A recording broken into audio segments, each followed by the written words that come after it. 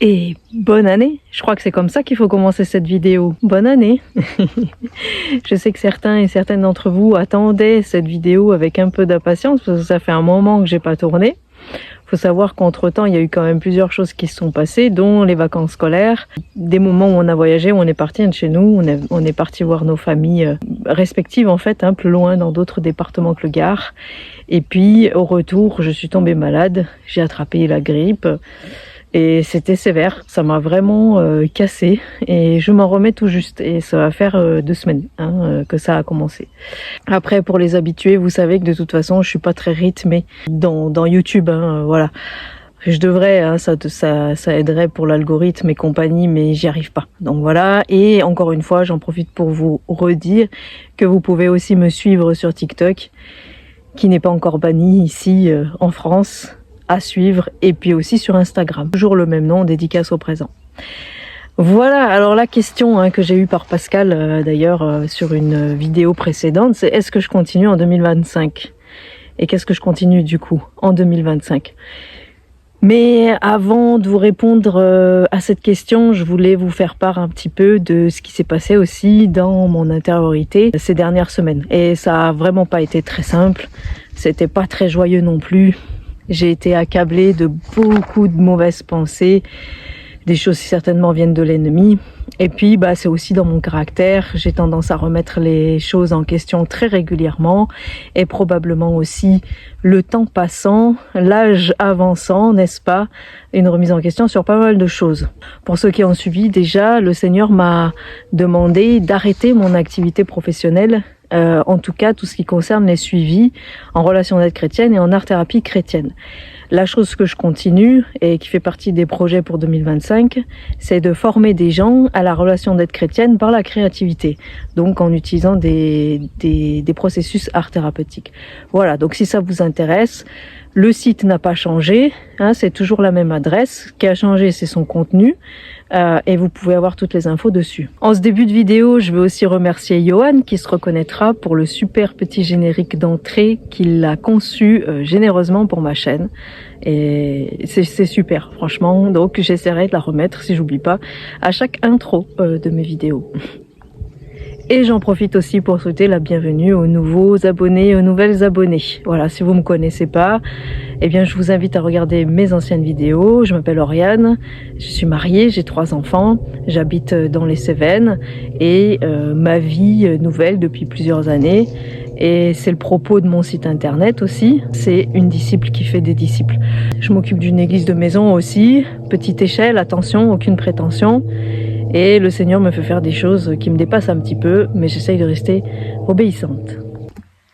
J'ai changé de point de vue parce que je suis dehors, parce qu'il y a du monde dans ma maison. Mon mari n'a pas recommencé sa saison apicole. Il est en train de concevoir et bientôt de construire une nouvelle chambre pour mon fils aîné.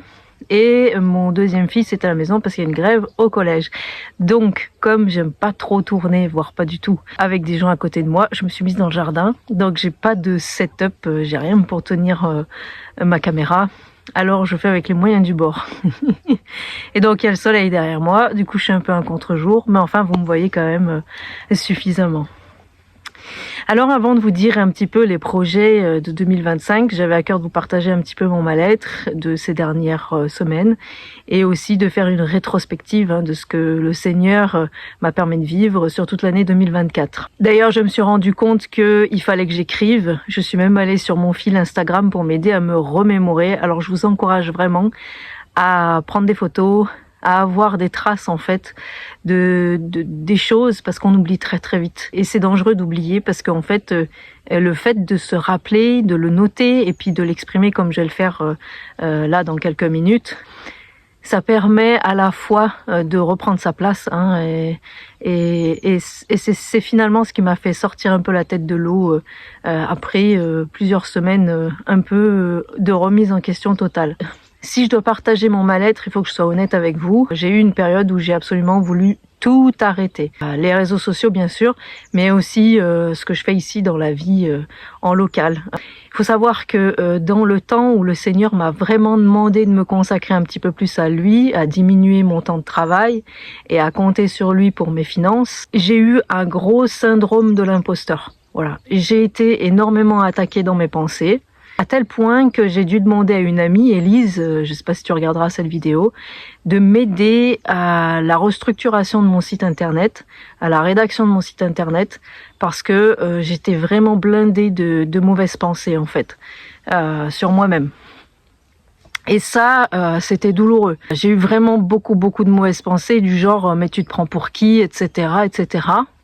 T'es qui, t'es rien, t'es personne. Et le diable m'a beaucoup attaqué sur ça parce que c'est vrai que quand je parle de moi en tant que disciple. Alors que clairement, ce n'est pas la seule chose que le Seigneur me fait faire et que concrètement, même si je ne suis pas responsable d'une association cultuelle, soit je tiens des rôles qui ont des titres particuliers dans les églises lambda et que je refuse de porter sur moi en fait par humilité. Mais finalement, le Seigneur m'a travaillé en me disant, encore hier, pendant que j'étais en ville chez la coiffeuse notamment, en me disant, mais même si tu as des mauvaises pensées, même si tu veux pas porter ces titres-là, etc., dans les faits, c'est ce que tu fais. Donc, c'est pas de l'humilité de nier ça. Et en fait, le fait de réentendre ça, surtout de la part du Seigneur, enfin de l'entendre tout court, ça m'a permis d'éteindre facilement toutes les mauvaises pensées qui sont venues m'accabler en fait sur les derniers temps. Je le remercie pour ça. Voilà, c'est très important. Et pourquoi je vous en parle? Parce que souvent, surtout quand on est sur les réseaux sociaux, vous avez tendance à idéaliser un petit peu les gens, ce que je fais moi-même, il n'y a pas de jugement. Ça a été aussi un temps où le Seigneur m'a permis de retourner dans des systèmes évangéliques classiques, dans lesquels je n'évolue plus puisque je m'occupe moi-même de petites églises de maison. Donc de fait, j'ai même plus le temps. Mais surtout, en fait, ça m'a remis dans un constat qui a été douloureux pour moi, en fait, d'être à nouveau dedans ce milieu-là, même pour quelques heures.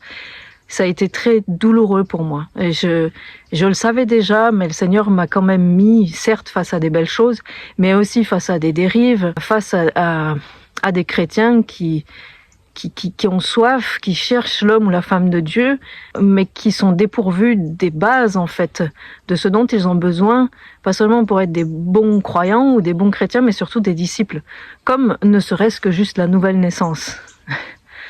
Voilà, juste ça, c'est douloureux en fait de rentrer dans des milieux comme ça, surtout hyper charismatiques, et de se rendre compte que finalement, il y a beaucoup de chrétiens qui courent après le sensationnel et qui pensent décemment que Dieu est derrière ça, alors que c'est clairement l'ennemi qui est derrière certaines choses que j'ai pu observer et auxquelles j'ai pu participer, y compris la prédication de doctrines absolument déviantes et totalement anti-bibliques en fait.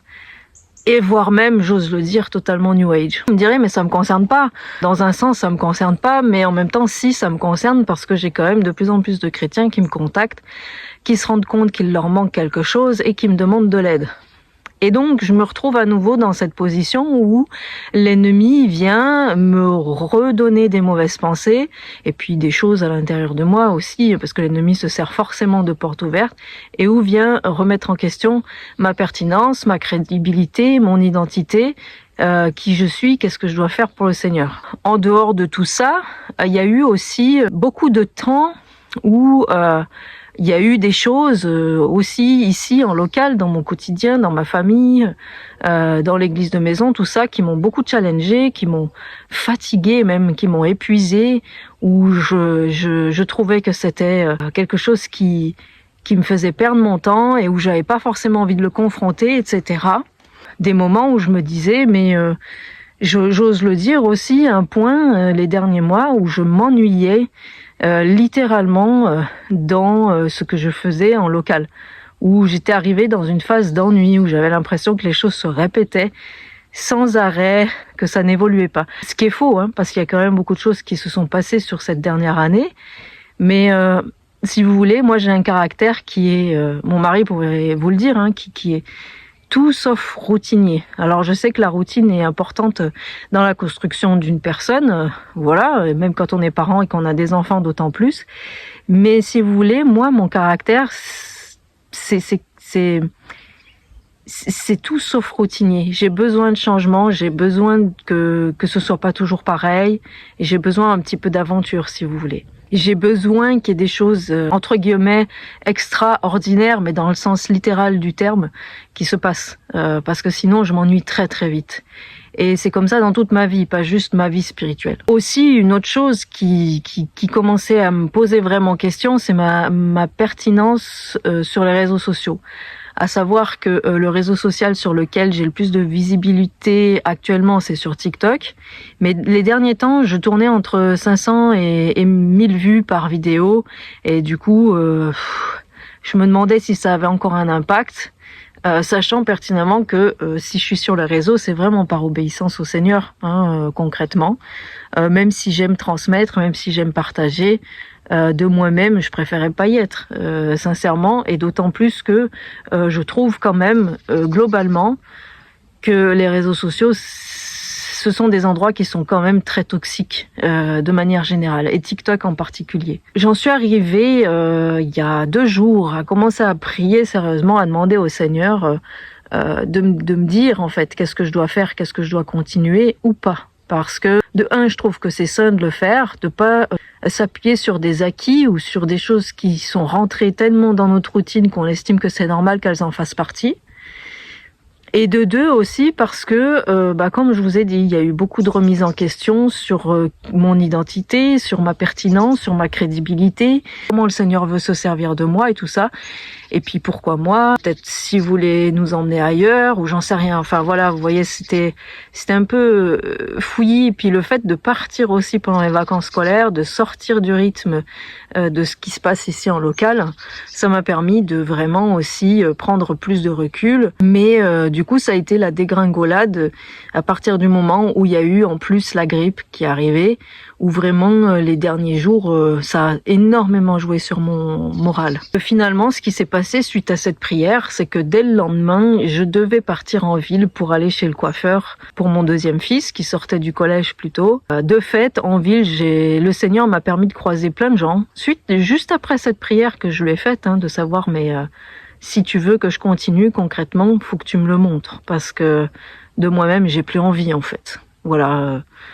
Concrètement, j'ai plus envie parce que sincèrement, je recherche ni la gloire, ni la visibilité, ni tout ce que le Seigneur me fait faire. C'est pas naturellement, c'est pas un endroit où j'irais en fait.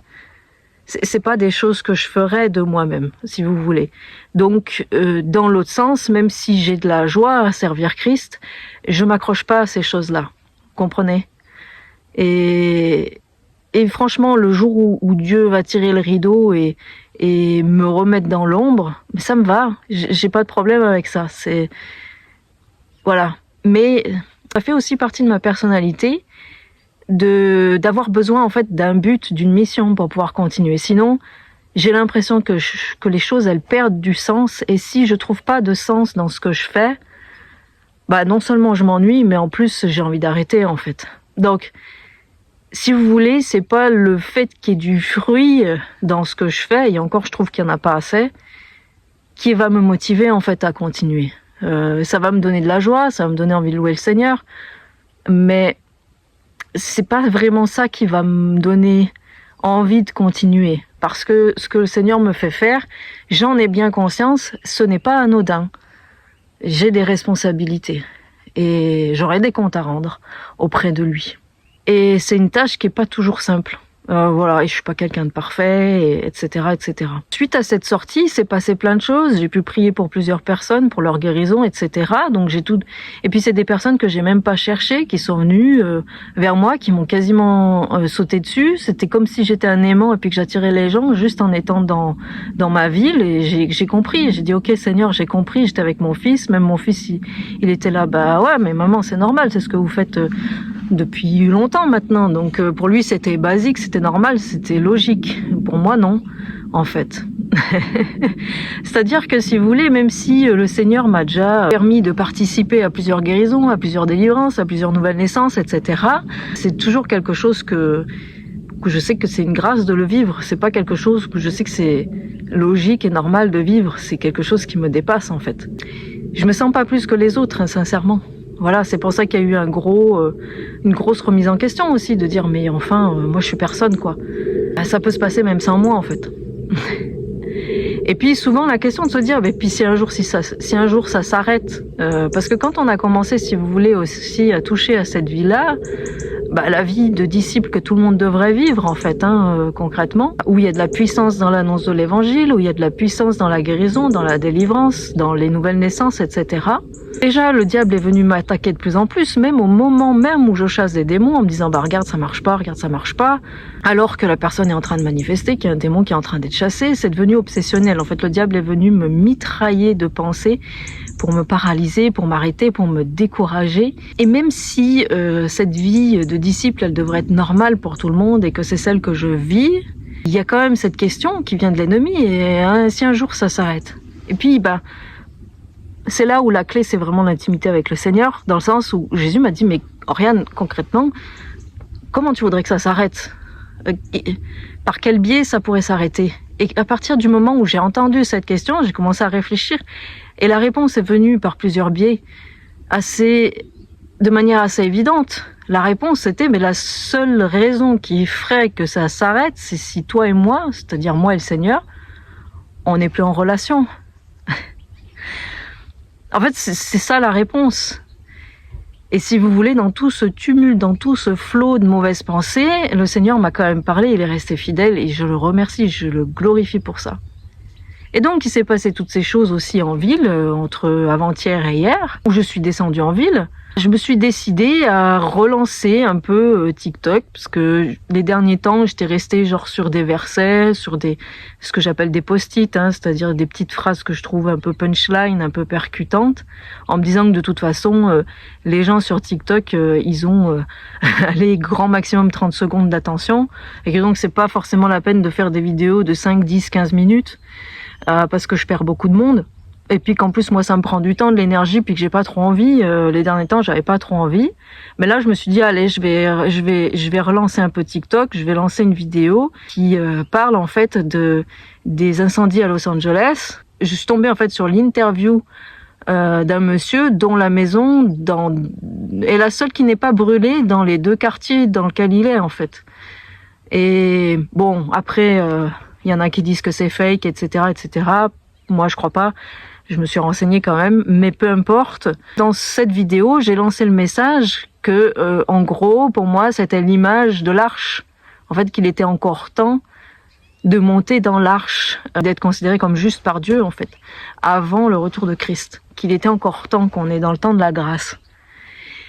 Et à ma grande surprise, cette vidéo, encore actuellement sur TikTok, elle continue à faire des milliers de vues. J'ai passé le 1 million de vues juste pour cette vidéo, et j'ai gagné j'en suis à peu près à 15 000 abonnés de plus, je crois. En tout cas, avant-hier, j'étais à 44 000 abonnés environ, et aujourd'hui, j'ai dépassé 65 000. Voilà. Donc je vous laisse faire le compte, parce que moi, je suis pas une mathématicienne. Voilà. Mais du coup, forcément, quand j'ai vu ça, je me suis dit, mais ça, c'est pas TikTok qui m'a référencé, parce que j'ai pas fait plus ou moins que d'habitude dans ma manière de proposer la vidéo. Je me suis dit, c'est les réponses de Dieu à mes prières par rapport au réseau. Parce que du coup, forcément, il y a des personnes qui me contactent, qui me demandent comment expérimenter la nouvelle naissance, comment accéder au baptême, etc., etc., etc.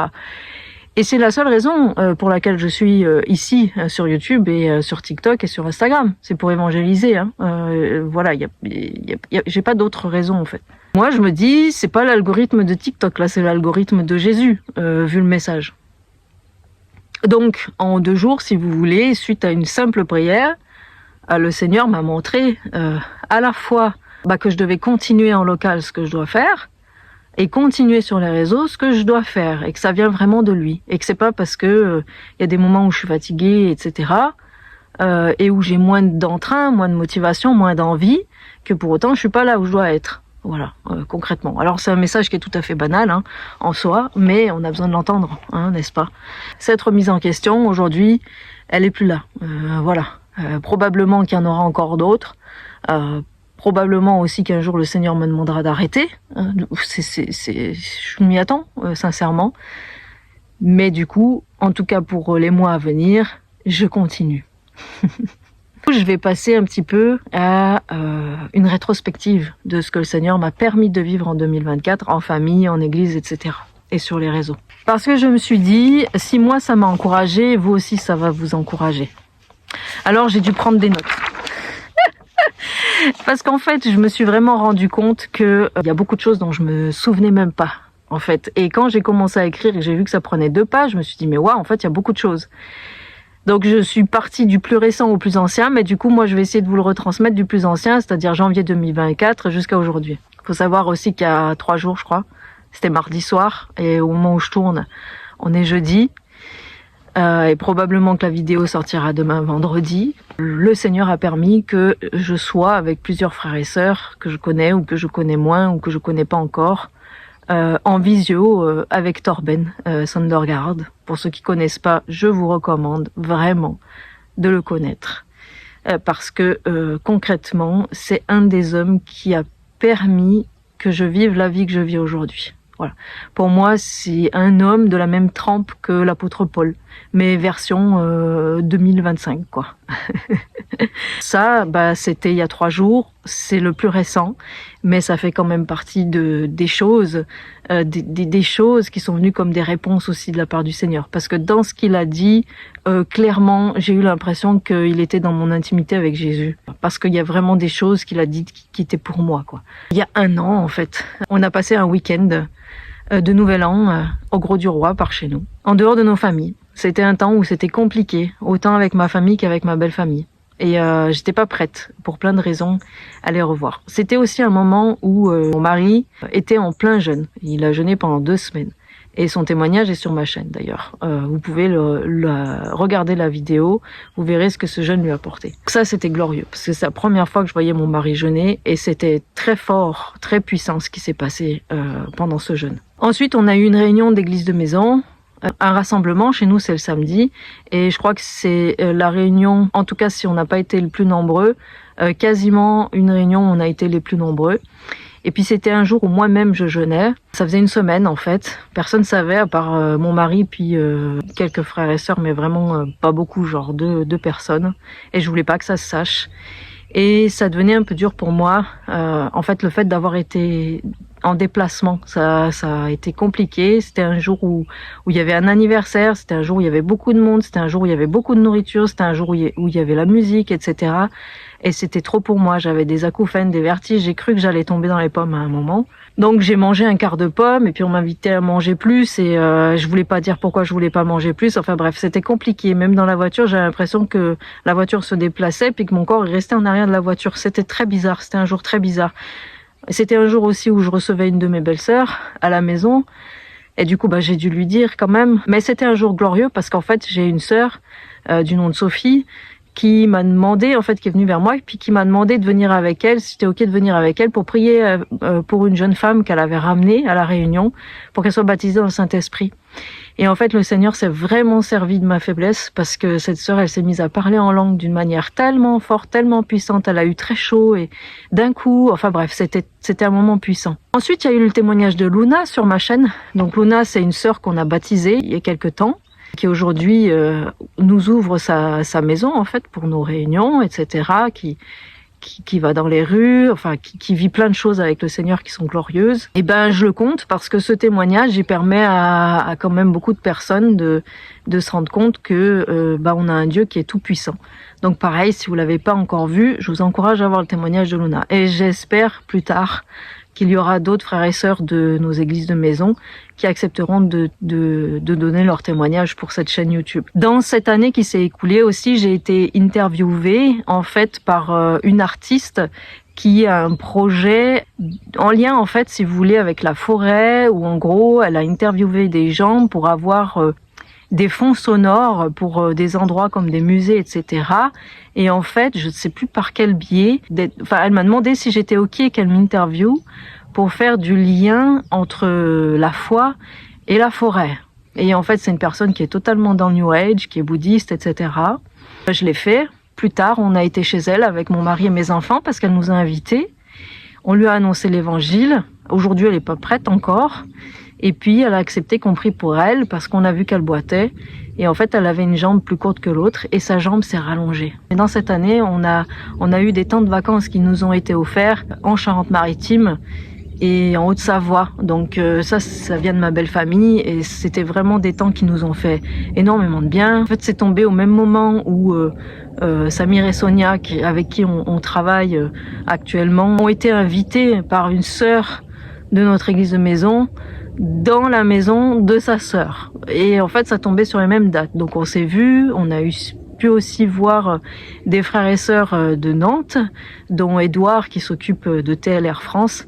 Et du coup, on a pu échanger, parler de nos difficultés, tout ça, et des victoires aussi dans nos églises. Et du coup, c'était important pour moi de le notifier, parce que ça fait partie des choses, des jalons en fait, pour moi de cette année. Évidemment, il y a eu plusieurs baptêmes, plusieurs délivrances, plusieurs nouvelles naissances, de plusieurs abonnés, dont Orlan, qui vit en Belgique. Et je dis son prénom parce que son témoignage, il est sur la chaîne de TLR France, de The Last Reformation France, mais son témoignage, il a aussi fait le tour du monde. Il a été traduit, il a été repris sur les réseaux sociaux, TikTok, Instagram, YouTube, mais par une quantité phénoménale de personnes.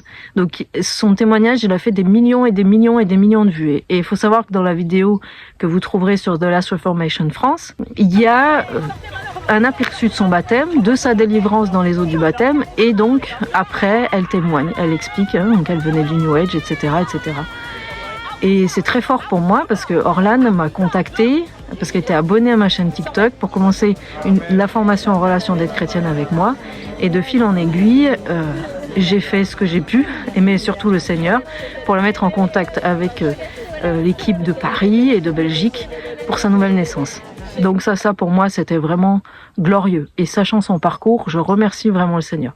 Il y a Orlan, mais il y en a d'autres. Je peux pas citer tous vos prénoms. Je saurais même plus vous dire, mais il y a eu quand même plusieurs personnes, dont Guillaume aussi, qui va certainement regarder cette vidéo, qui ont accédé à la nouvelle naissance par le biais de mes réseaux sociaux. En fait, mon but, ça a été de les mettre en lien avec des personnes en local. Le moment où j'ai assisté à cette rencontre évangélique, où j'ai trouvé beaucoup de dérives vraiment dangereuses, c'est aussi un moment où j'ai fait la rencontre d'une abonnée, une autre abonnée, et en fait, elle nous a demandé la prière à moi et à une sœur pour sa délivrance. Et du coup, elle a eu une délivrance spontanée alors qu'on était en train de boire le café juste avant. Donc ça, merci Seigneur aussi, quoi. On a fêté nos 40 ans avec mon mari. Alors je le notifie parce que le Seigneur a permis qu'on passe ce cap avec tellement de joie à tous les niveaux que c'était glorieux. Enfin, pour moi, c'est glorieux, sachant, comme je vous dis, comment on a commencé janvier 2024. Donc on a fait aussi tout un week-end de rencontres avec Yon, qui travaille aussi avec Torben, qui s'investit pour la France avec sa femme, Nora, du réseau TLR, avec Édouard, avec toutes les églises de maison de Nantes, des gens de Marseille aussi, enfin des gens qui sont venus de plusieurs endroits de la France, dans nos deux salons, à Samir et Sonia, à moi et Gigi. On était très serrés, très nombreux, mais c'était magnifique. Il y a eu des choses qui se sont passées. Les messages nous ont énormément boostés. Et ça, si vous voulez, pour moi, c'est vraiment important de le dire parce que là où on vit dans les Cévennes, on peut avoir tendance à se sentir seul, même si maintenant on est plusieurs frères et sœurs, seul, surtout quand on est censé être un moteur. Et du coup, quand on se retrouve avec toutes ces personnes d'un même cœur, d'une même pensée, d'un même esprit, on se sent vraiment en famille et ça fait vraiment du bien. En local aussi, on a eu des baptêmes. Je saurais pas redire tous les prénoms, mais il y a eu des baptêmes du côté de chez Samir et Sonia, il y a eu des baptêmes de notre côté. Je pense à plusieurs noms, Hélène, Marie-Aurélie, Mika. Et ça, c'est beau parce que si vous voulez, la vision qu'on essaie vraiment de mettre en place, c'est des disciples qui font des disciples. Donc nous, notre vision, c'est vraiment d'équiper les disciples pour qu'ils deviennent des disciples, oui, mais du coup, pour qu'ils sachent faire des disciples aussi et s'en occuper. Ces baptêmes, c'est pas moi qui les ai faits. C'est les personnes de notre église de maison. Et donc, pour moi, c'est bon signe, si vous voulez, même si j'ai certainement encore des progrès à faire, parce que ça veut dire que les choses avancent. Ensuite, il y a eu une rencontre. J'ai été invitée à une rencontre de femmes en Cévennes, l'association Femmes en Cévennes. Je pense qu'il y avait entre 40 et 50 personnes, je ne saurais pas vous dire, 50 femmes. Et pareil, j'ai fait les choses par obéissance parce que moi, de nature, je sais qu'on me croit jamais quand je dis ça, mais je suis timide. Donc là, on m'a demandé de prêcher et j'ai accepté parce que c'est vraiment sur mon cœur. Le Seigneur me met vraiment sur mon cœur aussi d'être un panneau indicateur pour le réveil chez les chrétiens aussi, hein, que le Seigneur veut vraiment réveiller les chrétiens. Donc j'ai fait une prédication sur la foi, hein, que vous trouvez dans les dernières vidéos. Et puis l'après-midi, il y a eu un temps de ministère. Hein. C'est comme je vais essayer d'utiliser le langage évangélique pour me faire comprendre. Donc mon idée, c'était vraiment justement, encore une fois, de montrer à ces femmes qu'elles pouvaient faire exactement la même chose que moi. J'étais venue en équipe, mon but c'était vraiment pas de venir toute seule, parce que je savais qu'il se passerait des choses, et puis aussi toujours dans l'idée de former en fait les personnes qui sont avec moi ici. Je remercie le Seigneur parce qu'il y a eu quand même énormément de femmes qui ont reçu des délivrances. Moi, je pensais qu'il y aurait beaucoup de guérisons ou des choses comme ça, mais en fait, le Seigneur est vraiment parti tout de suite sur des délivrances. Il y a eu des moments de repentance, il y a eu des moments même de nouvelle naissance, des femmes qui ont été baptisées du Saint-Esprit. Il y a eu des moments de guérison aussi. Et c'est magnifique, en fait. Je remercie vraiment le Seigneur pour ça, parce que ça m'a permis de rentrer en lien avec des personnes, bien sûr, mais aussi de comprendre certaines choses, justement sur ma place, hein, sur qu'est-ce qu'il attend de moi pour les temps à venir. Ça a permis de rentrer en contact avec plusieurs personnes, et si Dieu le veut, et je l'espère, un jour, ça nous permettra de pouvoir aller dans des églises déjà faites pour pouvoir aider, en fait, les pasteurs, mais aussi les gens des assemblées. Donc on va voir. Il y a eu aussi un temps de repentance, de délivrance et de nouvelle naissance pour une sœur de notre église de maison qui se reconnaîtra, qui est issue des ADD. Et ça, pour moi, c'est magnifique en fait, parce que c'est pareil, ça vient confirmer des choses que le Seigneur me demande de faire. Donc, du coup, de pouvoir le vivre en local, c'est merveilleux. Ça a été aussi toute cette année un temps de restauration familiale. Pour plusieurs raisons, on était enfin moi en tout cas, j'étais en distance de ma famille et de ma belle famille, et j'avais vraiment reçu du Seigneur que ça allait pas durer, puis que les liens allaient être restaurés, et surtout qu'ils allaient devenir spirituels. Et c'est exactement ce qui se passe. Ce qui fait que dans l'été, il y a ma petite sœur qui est venue avec son mari et leur deuxième garçon. Bon, le Seigneur m'avait dit qu'il se passerait quelque chose, mais je pensais pas que ça se passerait comme ça. Mais en gros, ma sœur a vécu un moment de délivrance. Mon beau-frère a commencé à recevoir le parler en langue, et quelques semaines plus tard, c'est ce qu'on voulait faire dès le départ, mais le Seigneur a permis qu'il rencontre un couple d'amis qui avant étaient ici, du côté de Nîmes, puis qui ont déménagé exactement dans la même région que ma sœur et mon beau-frère. Donc je tenais vraiment à les mettre en lien, et avec eux, ma sœur a repris un baptême. Elle a été encore délivrée de pas mal de choses, et puis pleinement née de nouveau. Et pareil pour mon beau-frère, délivrance et une nouvelle naissance encore plus explosive, on va dire ça comme ça.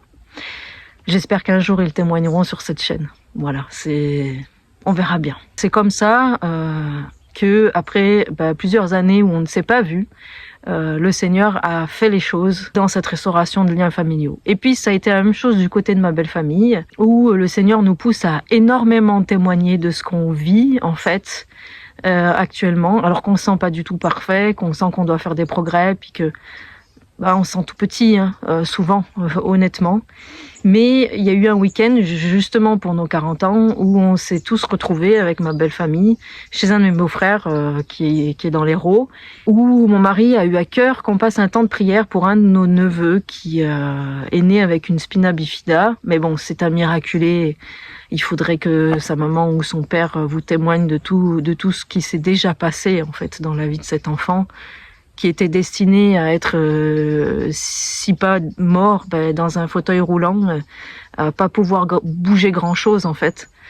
Et puis aujourd'hui, c'est un petit garçon qui va bien, qui a l'âge de mon deuxième fils, qui est au collège, qui bouge, qui court, qui joue, qui mange, etc., de manière autonome, et qui a encore besoin de guérison. Mais du coup, on a prié pour que sa jambe se rallonge en fait, parce qu'on a vu qu'il avait une jambe plus courte que l'autre et que les pieds commencent à se remettre dans une juste position. parce qu'on a remarqué qu'il boitait quand même beaucoup. Et il s'est quand même passé quelque chose, et puis on a invité chacun des membres de la famille à prier, dont ma nièce, la seule nièce, parce que c'est tous des neveux que j'ai. Et j'ai été très touchée par Maëlle en particulier, par tout ce qui se passait, mais par Maëlle en particulier, ma nièce, parce qu'elle-même, de son côté, elle a expérimenté la nouvelle naissance, elle veut vraiment servir le Seigneur. Et elle n'a pas été hésitante, en fait, elle a beaucoup d'audace, et j'ai trouvé ça glorieux. Puis elle est restée dans la simplicité aussi. Elle n'a pas cherché à faire des formules magiques ou des prières de supplication ou de pitié. Et tout. Elle a tout de suite dit au nom de Jésus sois guéri, des choses comme ça. Et j'ai trouvé ça glorieux parce qu'elle a déjà compris qui elle est en Christ, son identité.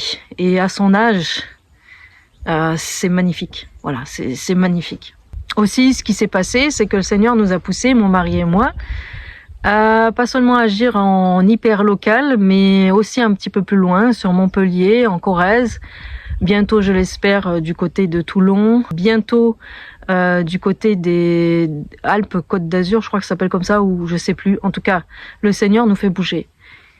Et du coup, il y a eu d'autres baptêmes, il y a eu d'autres délivrances, il y a eu d'autres baptêmes dans le Saint-Esprit.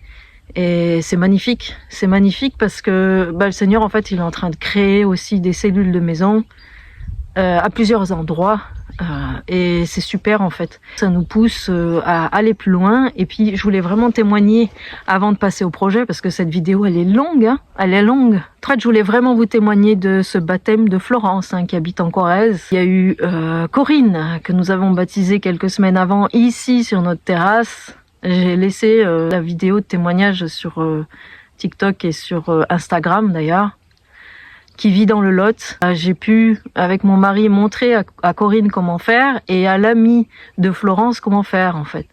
Il y a eu tout un entretien de repentance, le moment du baptême, de la délivrance, etc. Et en fait, on a vraiment été accueillis par une personne de paix qui va du coup assister à un kickstart prochainement sur Nantes. L'ami de Florence, qui nous a accueillis comme des rois. Mais surtout, ce que ça nous a montré à mon mari et à moi, c'est la provision de Dieu, en fait, qui nous a montré vraiment que quand on est dans la volonté de Dieu, il prépare tout, il agence tout, il donne la provision. Parce que concrètement, juste avant de partir, mon mari s'est dit, on va pas prendre notre voiture parce qu'elle a un problème. Nos deux voitures ont des problèmes d'ailleurs. Et on est en train de se questionner à savoir, est-ce qu'on répare, parce que ça commence à être des réparations qui nous coûtent cher, ou est-ce qu'on change de voiture, sachant que c'est aussi un coût d'acheter une nouvelle voiture. Bref. Et du coup, on s'est dit, on va louer une voiture. Et il faut savoir que juste avant ça, une sœur de notre église de maison a eu à cœur de nous faire un don qui correspondait pile poil aux frais engendrés par la location de la voiture. Et elle le savait pas. Et elle pouvait pas le savoir, moi-même je pouvais pas le savoir, parce que je savais même pas que mon mari avait décidé à la dernière minute de louer une voiture pour partir en Corrèze. En Corrèze, on avait décidé de prendre un Airbnb pour avoir un temps juste pour nous deux, parce qu'en fait ça nous arrive très rarement de passer du temps juste nous deux, parce que nos familles sont loin, parce que on a des enfants, etc. Et aussi pour être tranquille, pour vivre ce moment de la meilleure des manières, bien le préparer, etc. Donc on avait des frais engendrés par une location. Après, c'était pas non plus excessif. En fait, ce qui s'est passé, c'est que le lendemain, Florence a décidé de nous faire un don, et en fait, ça couvrait les frais de logement. Voilà. Alors, je sais, peut-être tu veux pas que j'en parle, mais j'en parle parce que c'est vraiment pour encourager les gens dans cette vie, en fait, dans cette vie de foi. Et puis, on nous a nourris vraiment royalement aussi, etc. On nous a chauffé auprès d'une ancienne cheminée corrézienne où on a pu, avec des bancs, on a pu se loger juste à côté de l'âtre et tout. C'était ambiance magnifique. Malgré la météo environnante, une région qu'on ne connaissait pas, bref, que des bons souvenirs. Surtout, ça nous a montré que Dieu a tout disposé, parce que même nos enfants étaient gardés par deux sœurs de notre église de maison, le samedi et le dimanche. Elles se sont relayées. Et nos enfants, ils étaient contents parce qu'ils aiment bien, et pour eux, c'est la famille en fait, la famille en Christ. Et en plus, on est rentré avec des cadeaux pour nos enfants. Donc, pour vous dire que vraiment, c'était glorieux. Alors maintenant que j'ai dit tout ça, déjà je rends gloire à Dieu, je le remercie, je le remercie vraiment, parce que si tout ça c'est possible, c'est juste lui en fait. Je me rends compte vraiment en parlant, en voyant la longueur de la vidéo. Et bien en fait c'est comme le livre des actes. Concrètement ce que je viens de faire en vidéo, mais c'est les actes quoi. C'est les actes et on est tous appelés à vivre des actes aujourd'hui en 2025, actes des disciples là, vous voyez. Et je vous encourage vraiment à sortir de votre zone de confort et à commencer à rentrer dans cette vie. Et encore une fois, si vous estimez qu'il vous manque une étape dans votre nouvelle naissance, n'hésitez pas à me le dire, on va voir comment on peut faire les choses. Je vais conclure cette vidéo simplement en disant quels sont mes projets pour 2025. Donc déjà, est-ce que je suis en pause de travail? Oui, dans le sens qu'il n'y aura pas de suivi en art-thérapie et en relation d'aide chrétienne. D'autant plus que je commence à me poser la question, je suis en prière avec le Seigneur par rapport à ça, à savoir si je vais pas avoir un travail banal salarié de quelques heures par semaine. On va voir, pour être vraiment en lien, en fait, si vous voulez, avec les gens en local ici, enfin beaucoup plus. Ce qui va continuer, si vous voulez, c'est ma vie de disciple. J'ai demandé à une sœur de m'aider à reconstruire mon site internet. Samir, qui est mon webmaster, a mis en page ce site internet. Avec moi, ça change tout le temps. Ça doit être pénible pour lui à certains moments. Mais là, je pense que ça va pas bouger pendant un long moment. Rassure-toi. En tout cas, je crois. On va voir. Donc, je vous encourage à aller sur ce site internet. J'ai décidé de l'appeler Une disciple qui fait des disciples. Ça vous permettra de voir qu'est-ce qui continue exactement. Donc, concrètement, qu'est-ce qui continue? C'est que si vous me contactez pour un baptême, je vais m'organiser pour vous aider, soit moi-même avec mon mari ou des frères et sœurs en local, soit en vous mettant en lien avec des frères et sœurs que je connais, en qui j'ai confiance, pour que vous puissiez expérimenter la nouvelle naissance. Je vais continuer à aider des groupes de maisons à se former et à exister et à devenir en fait efficace aussi pour le royaume de Dieu. Je vais continuer, si Dieu le veut, si les portes s'ouvrent encore plus, à aller dans les églises, dans des endroits où des chrétiens m'invitent pour prêcher, pour faire un temps d'équipement aussi, pour montrer aux gens comment prier, pour guérir les malades, pour chasser les démons, pour que la personne reçoive le Saint-Esprit, pour baptiser aussi, etc. Des groupes de maisons, des églises, des endroits chrétiens en gros, si on m'invite. Je vais continuer l'évangélisation sur les réseaux sociaux. D'ailleurs, j'ai déjà prévu une vidéo sur un songe que le Seigneur m'a donné pour YouTube ici. Donc ce sera la prochaine vidéo. Je vais continuer à servir dans notre église locale. Voilà, comme le Seigneur me le demande. À essayer d'aider les petits groupes de maisons naissants à avancer, à grandir et à multiplier. Je vais continuer à donner, à proposer la formation en relation d'aide chrétienne par la créativité parce que j'estime que c'est un outil dont le Seigneur se sert réellement. Et Orlan en est la preuve, je pense. Sachant que dans cette formation, il y a aussi tout un pan sur la vie de disciple, c'est-à-dire sur l'essentiel de la vie de disciple, c'est-à-dire savoir faire un disciple, savoir baptiser, savoir guérir un malade, savoir chasser un démon. Ça fait aussi partie de la formation. Et je crois que j'ai tout dit. Je vais continuer à m'occuper de mes poules, qui sont là juste à côté de moi. Je vais continuer à m'occuper de ma famille, de mon foyer. La suite, je la connais pas. J'aime bien les surprises, donc c'est parfait. Je vous demanderai simplement de prier pour moi. Voilà, parce que les attaques, elles sont là. Franchement, des fois, c'est vraiment difficile. Mais le Seigneur permet toujours que je garde la tête hors de l'eau. Donc, je le remercie. Si vous avez à cœur de me soutenir, n'hésitez pas, parce que j'en ai besoin, faut dire la vérité. Que ce soit pour la vie de tous les jours, ou si le Seigneur me demande de me déplacer. Voilà. Tout ce que je fais, je le répète, c'est gratuit. Il y en a qui me demandent de les baptiser, puis qui me demandent combien ça coûte. Ça coûte rien. C'est gratuit un baptême. Bon, je vous dis à très bientôt et je vous remercie pour l'écoute. Si vous avez écouté jusque-là, c'est que vous êtes vraiment des fidèles à la chaîne et je vous en remercie. Soyez bénis. À bientôt.